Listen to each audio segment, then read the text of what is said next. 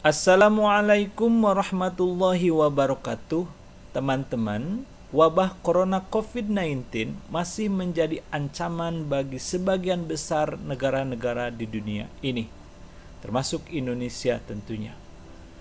Tetapi, walaupun demikian, sudah terdapat beberapa negara yang kelihatannya sudah akan terbebas dari COVID-19 ini.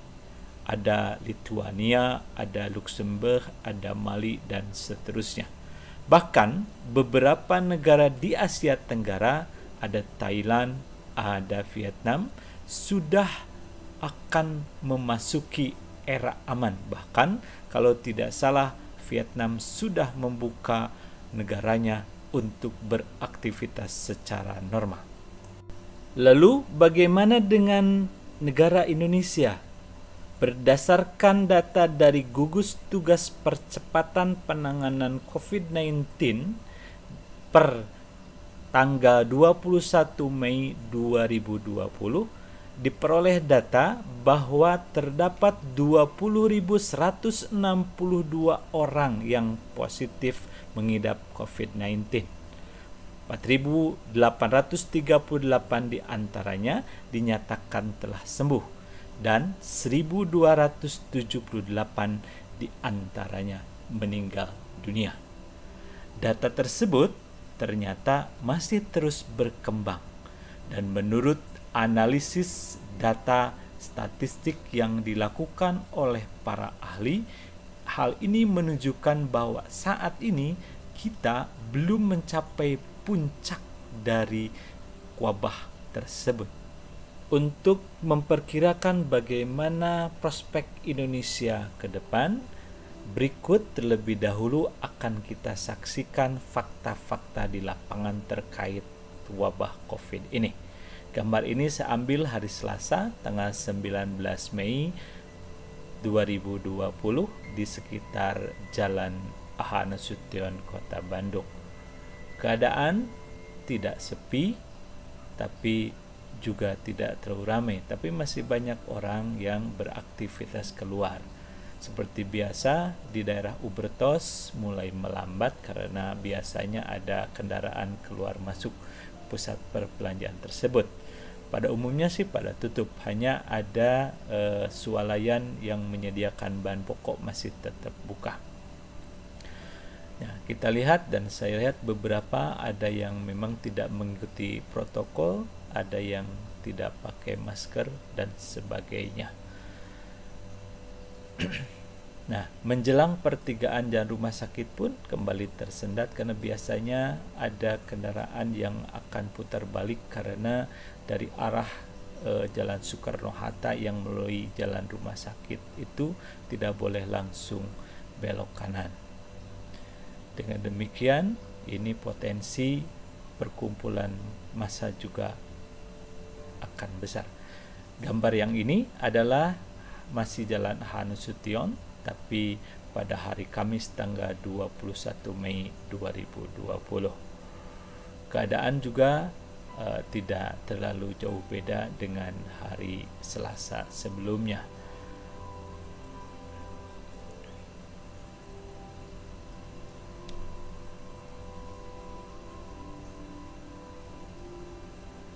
Walau demikian, ada sendatan dan ekor dari kemacetan yang ada di pertigaan jalan rumah sakit sudah lebih panjang apabila dibandingkan dengan hari Selasa sebelumnya. Nah, teman-teman, berarti dengan demikian konsentrasi massa dan jumlah kendaraan yang keluar kelihatannya lebih banyak lagi. Gambar sekarang saya ambil hari Jumat, tanggal 22 Mei 2020. Perjalanan saya ke arah barat ini agak sedikit tersendat. Fakta yang ada menunjukkan bahwa ketersendatan ini bertitik pusat di kantor pos, yaitu dengan adanya pembagian bantuan langsung untuk keluarga-keluarga yang sudah ditargetkan oleh pemerintah. Nah, terkait dengan bantuan ini ada beberapa penting catatan saya yang untuk menjadi bahan pemikiran kita. Saya hanya menunjukkan faktanya saja, tidak akan membuat kesimpulan karena saya bukan pakar di bidang terkait. Satu, sepertinya pembagian dana yang diberikan ini tidak terkelola dengan baik sehingga memunculkan kemacetan dan memunculkan potensi terjadinya konsentrasi massa yang banyak.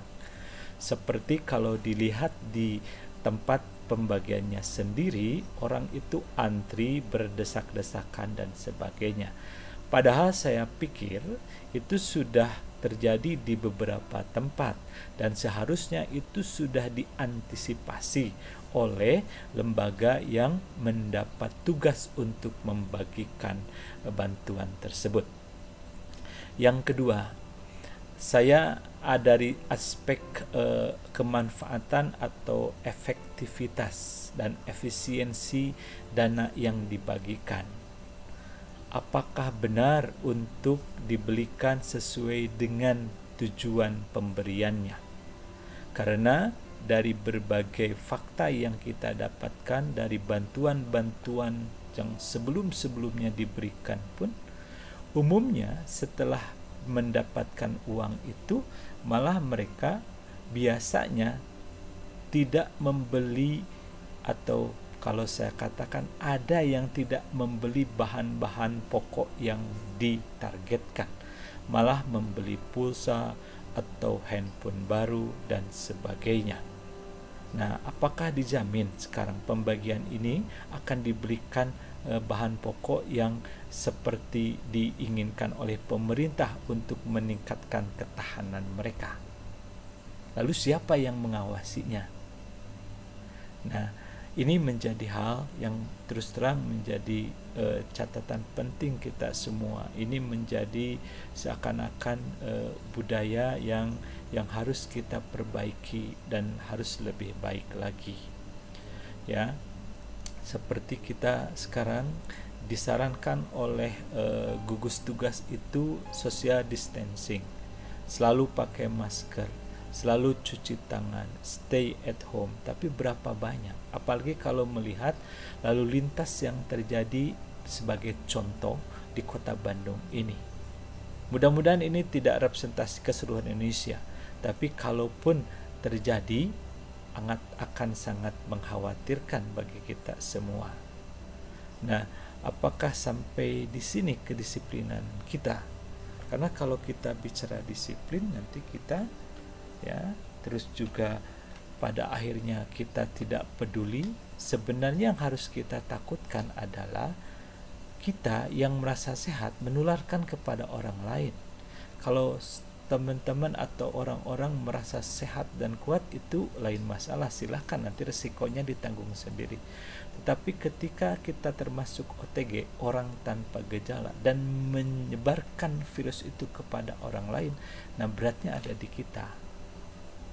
Nah, masalah budaya memang menjadi PR besar kita bersama sebagai bangsa di negeri ini. Apalagi kalau terkait dengan keramaian ataupun hiruk pikuk pilpres sebelumnya, selalu akan berujung blok 1 dan blok 2 dan seterusnya. Jadi sekali lagi rasanya banyak budaya yang harus kita evaluasi supaya kita bisa menjadi bangsa yang lebih memberikan manfaat paling tidak kepada sesama kita. Termasuk catatan penting juga, apakah misalnya mudik itu memang harus selalu dipaksakan? Ya, kalau kita lihat tahun-tahun kemarin banyak yang memaksakan mudik, berdesak-desakan, bermacet-macetan, bahkan di tol segala, dan mengorbankan hal yang wajib puasanya itu sendiri, berbuka di pinggir jalan. Kalau kita berbicara sholat tarawihnya apakah berjalan atau tidak? Nah, itu pasti harus menjadi kajian kita semua. PR kita semua untuk kita perbaiki sehingga kita bisa memaknainya dengan lebih mendalam lagi. Apakah keramaian di jalanan ini hanya terjadi di Bandung? Ternyata saya mendapatkan gambar dari teman-teman saya di kota asal saya, di Tasikmalaya. Terlihat baik di Jalan Haji Jana Mustofa atau HZ, kemudian di pusat perbelanjaan Asia Plaza, juga di Cihideng Balong, juga di Jogja, semua penuh dengan orang antri bela-belain untuk memberi perlengkapan lebaran. Teman-teman, dengan berat hati kalau melihat dua sampel yang saya lihat di kota Bandung sebagian dan di kota Tasik melalui gambar tadi, rasanya sudah jelas bahwa hal-hal tersebut tidak terlalu konstruktif atau mendukung apa yang dianjurkan oleh gugus tugas. Paling tidak, untuk melakukan social distancing tidak terlalu terlihat. Tapi sekali lagi, mudah-mudahan kedua tempat atau fakta tadi belum merupakan gambaran keseluruhan di negeri ini. Mari kita sekuat mungkin mendukung tim-tim kesehatan yang sepertinya sudah mulai ada percikan penyerahan ketika membuat tagar Indonesia terserah. Nah, apakah ini beralasan? Kalau teman-teman lihat, memang grafik yang ditunjukkan di sini, kalau Thailand, Korea Selatan, Hong Kong sudah dinyatakan menang karena sudah landai dan sudah mendekati ke nol lagi.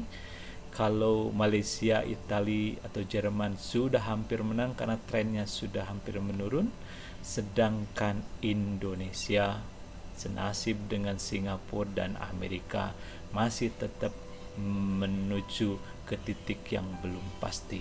Apalagi Indonesia, trennya sudah mengkhawatirkan lagi, naik terus. Singapura sudah menurun, sudah ada tren penurunan. Amerika pun demikian. Nah, apa yang akan terjadi kalau kita tidak peduli? Apakah akan menyerahkan kepada herd immunity itu?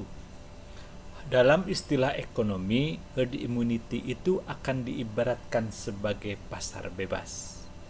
Orang yang mampu bertahan, orang yang lebih kuat, itulah yang akan menjalani kehidupan lebih lanjut. Dengan kata lain, kita akan berhadapan dengan persaingan kehidupan.